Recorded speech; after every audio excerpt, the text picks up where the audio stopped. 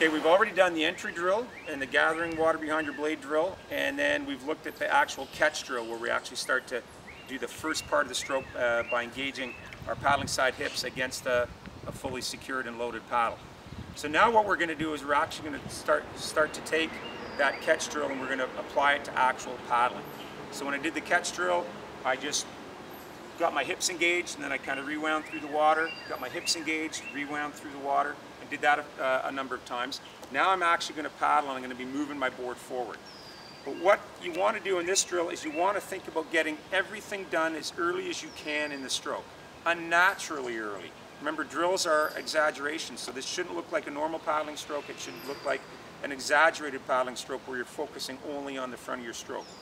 If you've got a board that has some type of mark on it that you can use as a reference, like my board has bark on it, and I'm going to try to get everything done well in front of the bark, the Cain bark. If you've got a board that has a sticker or something on it, or the manufacturer's logo on it, that helps you use it as a reference, then do that. If not, you may just want to lay a piece of tape or something as a reference point on the board. Your stroke's going to be 1 foot to 18 inches long only at the front, and just by using the catch and your hips. So I'm going to do a couple of loops to try to demonstrate that.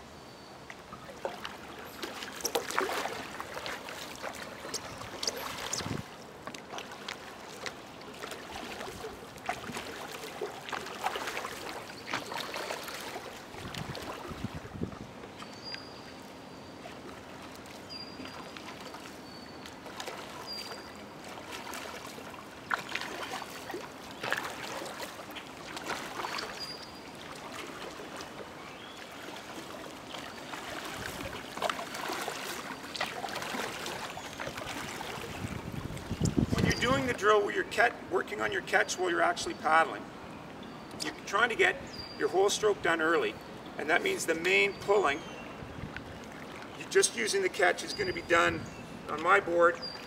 The pulling is going to be done by the Cain bark. The blade may actually drag through the water a little bit past that, but you're not really putting any pressure on the blade at that point. And you'll recognize, if somebody sees you doing it, they should recognize that this is the drill you're doing by seeing your hips really snap back as you catch. So they're really you're gonna set the blade, and it's gonna look like there's almost like a whip of your paddling side hips coming back. And the other thing is that the blade should be quiet, the stroke should be quiet, and that's because the blade's buried. If your stroke is loud and noisy, like that or like that, your blade's not buried and you're not really grabbing water. But if your blade is fully set and buried, when you do this, it's very quiet when you engage your hips, and that's what's going to give you a really good connection at the front of your stroke.